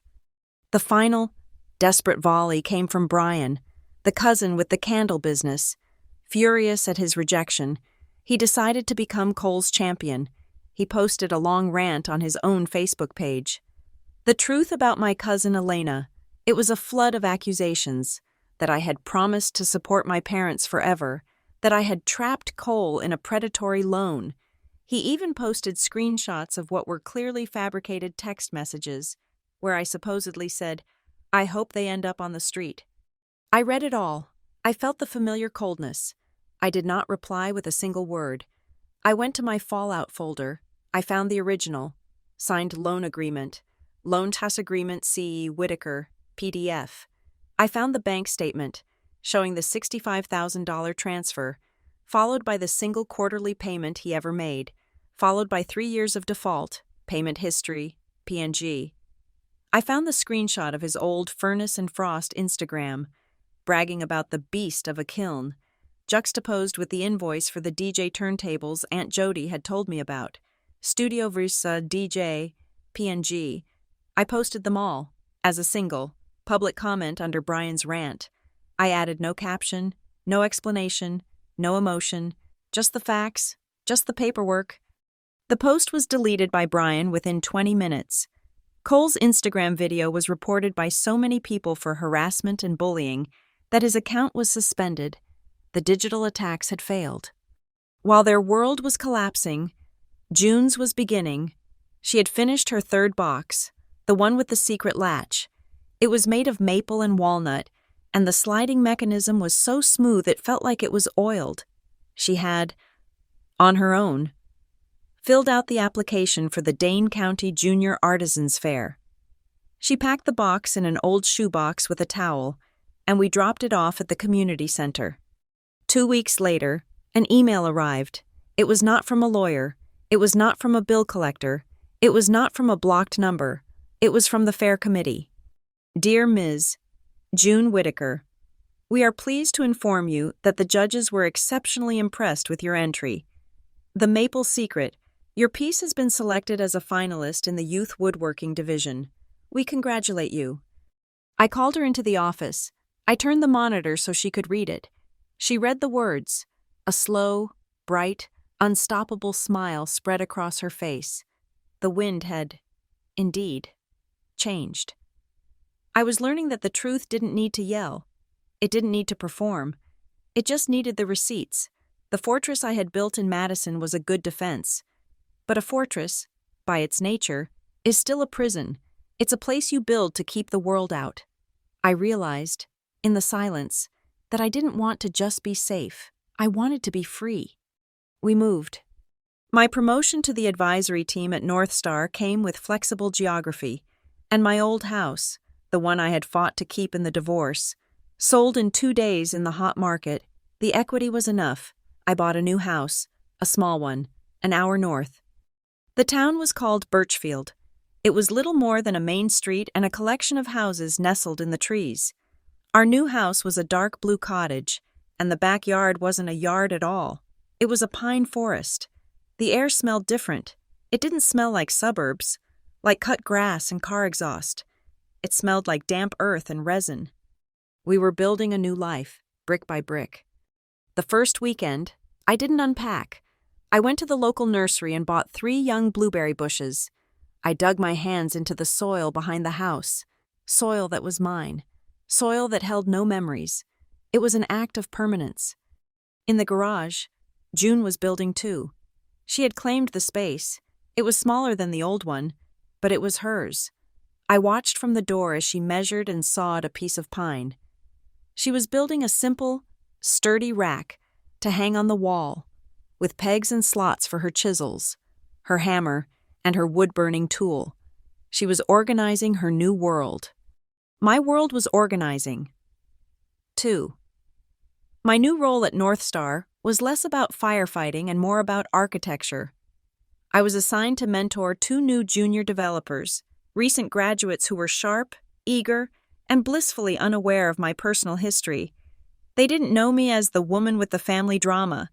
They just knew me as the senior engineer who either approved or rejected their code.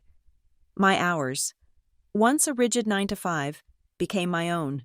I worked when I was sharpest, sometimes early in the morning, sometimes late at night, and I logged off when my brain was done.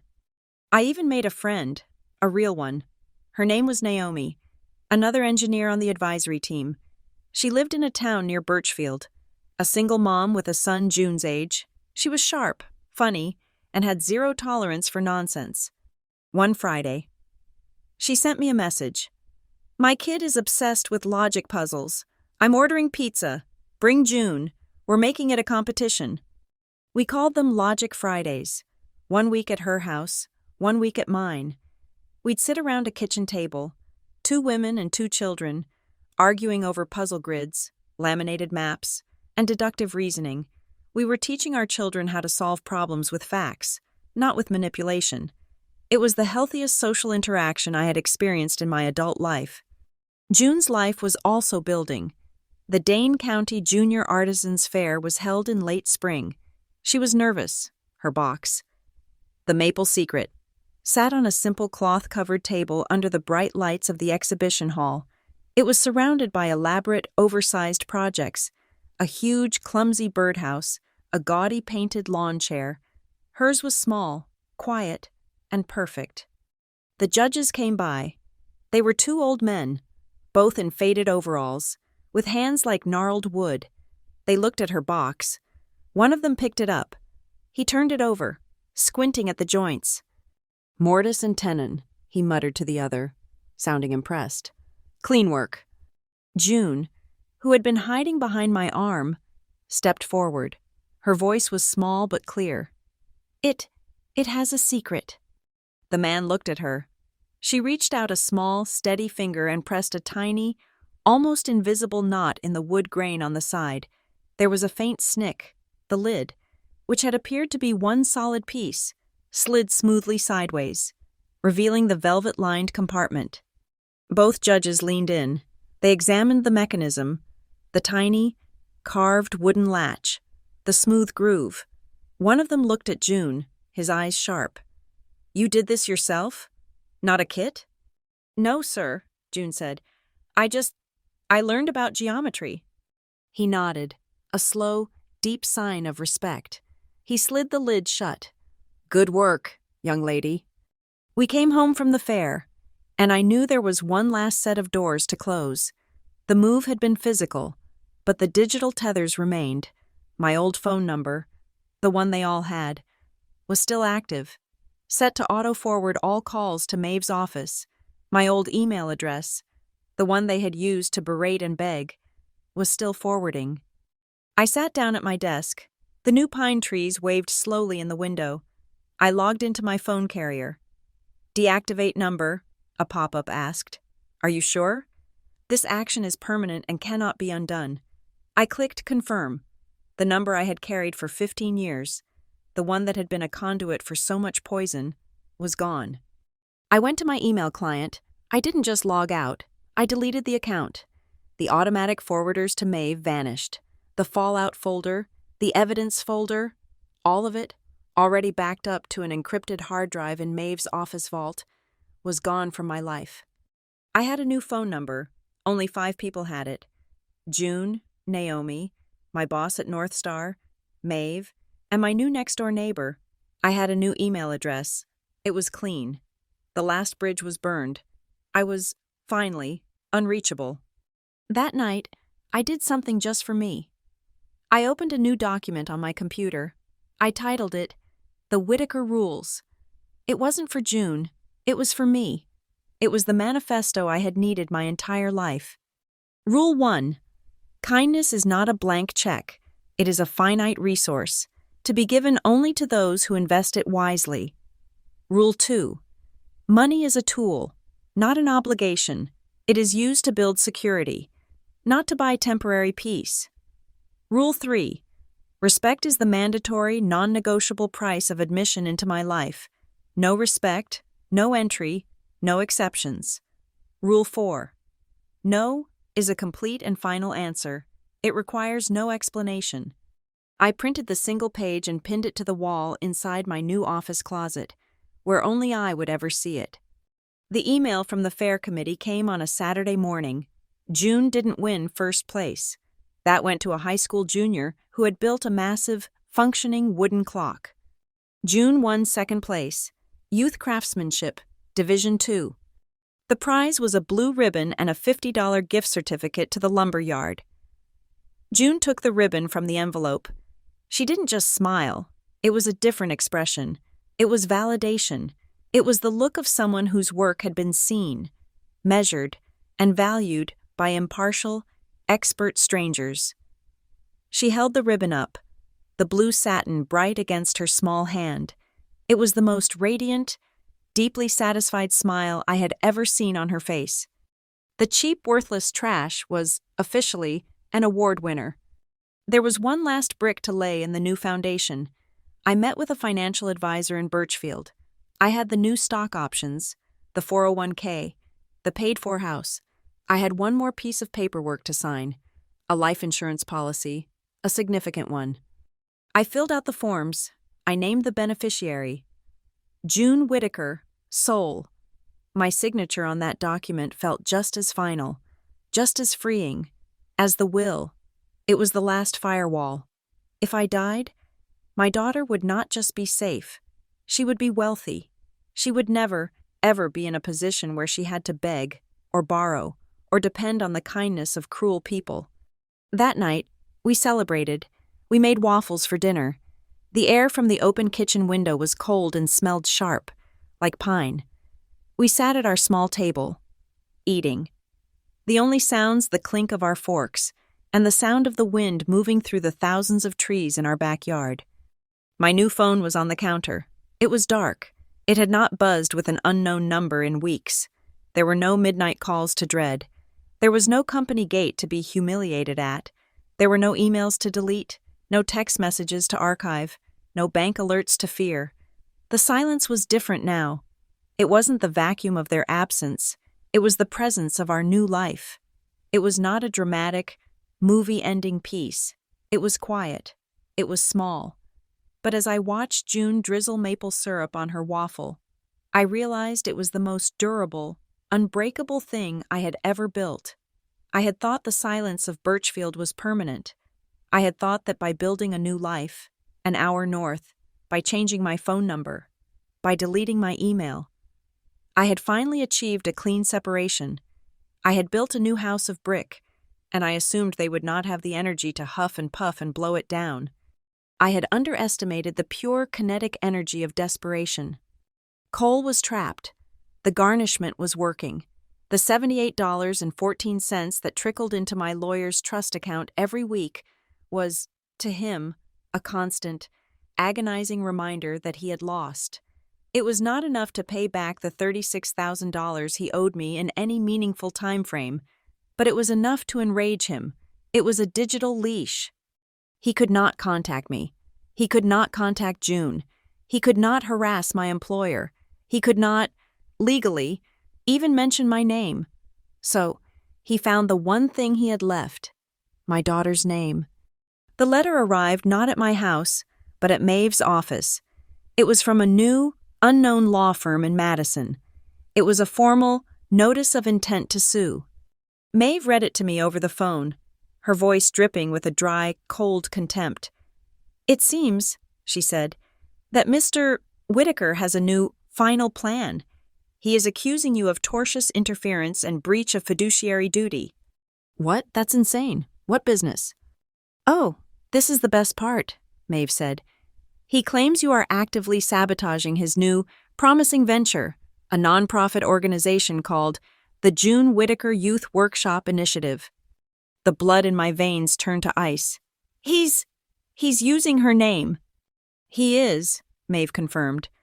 "The letter claims this initiative is dedicated to helping underprivileged children.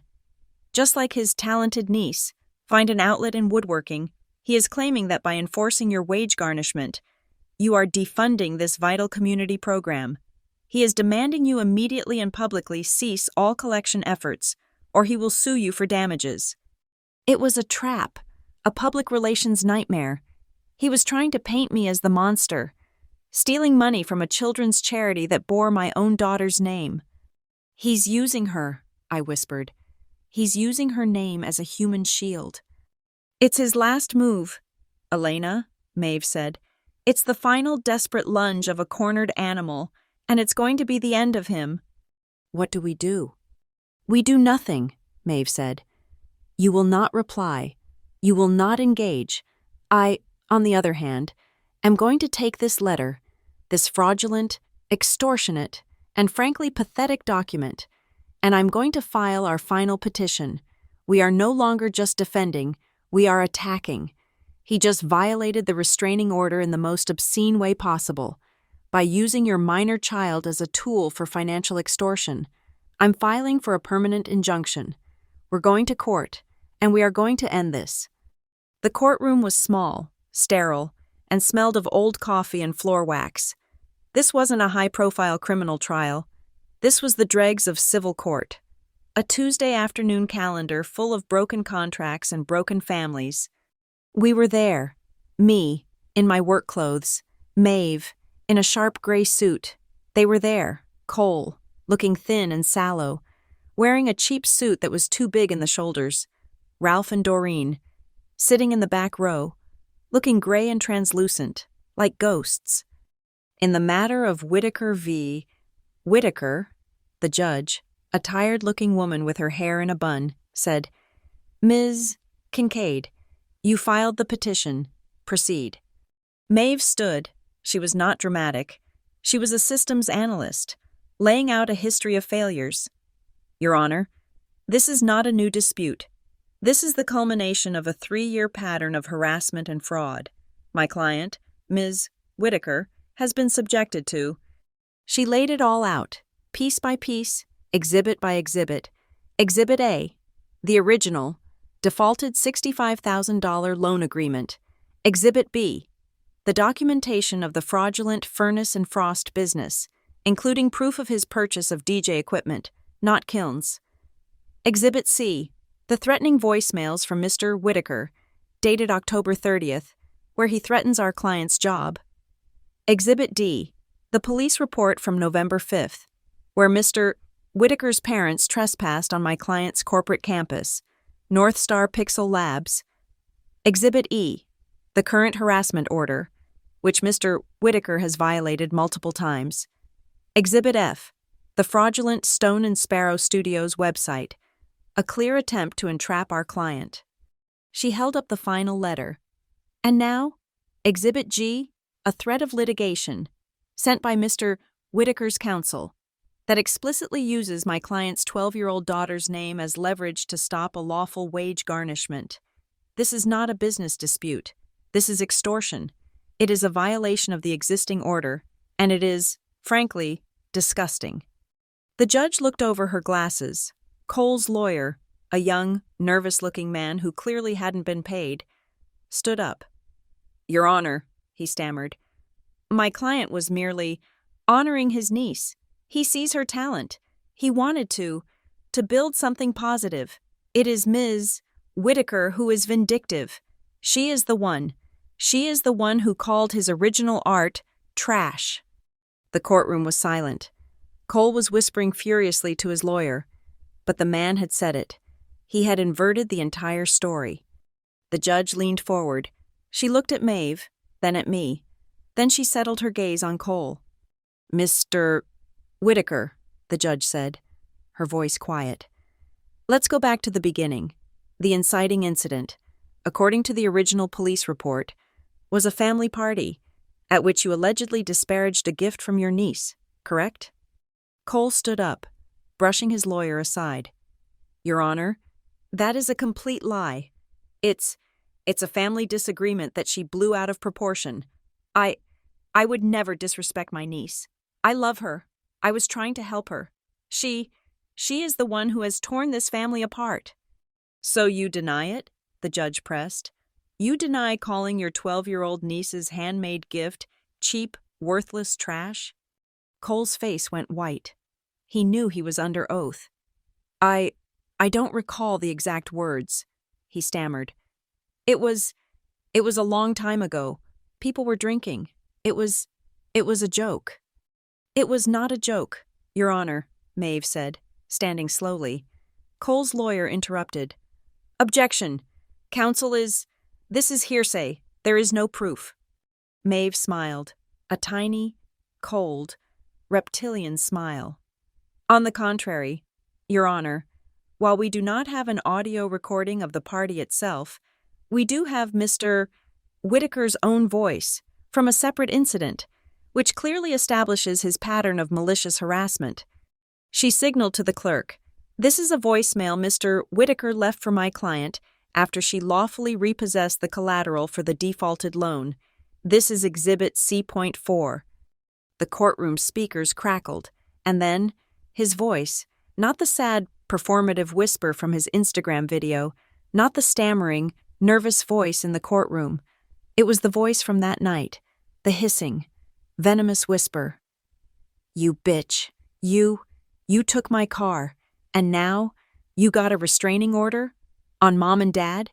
You're really going to put your own mother in jail? Cole shrank. He seemed to physically collapse in on himself. The judge had heard enough. She held up a hand. Stop the playback. She took off her glasses. She looked at Cole, and her face was no longer tired. It was angry. Mr. Whitaker, she said, her voice cutting through the silence. You are not a victim. You are a predator. You have systematically defrauded, harassed, and now attempted to extort your sister.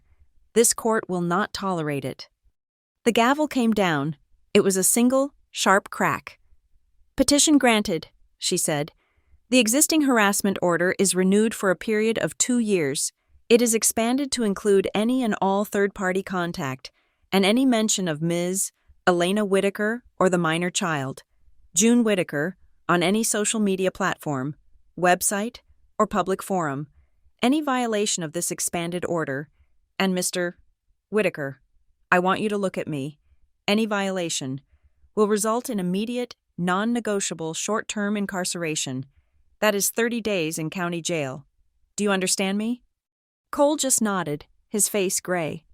Furthermore, the judge continued, looking at Maeve, the court affirms the existing civil judgment and the associated wage garnishment.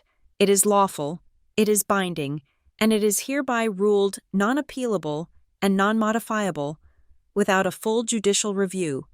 This initiative, she said the word like it was something spoiled, is a transparent fraud. This matter is closed. We are done. As the judge stood, a voice cried out from the back of the court. He's her brother.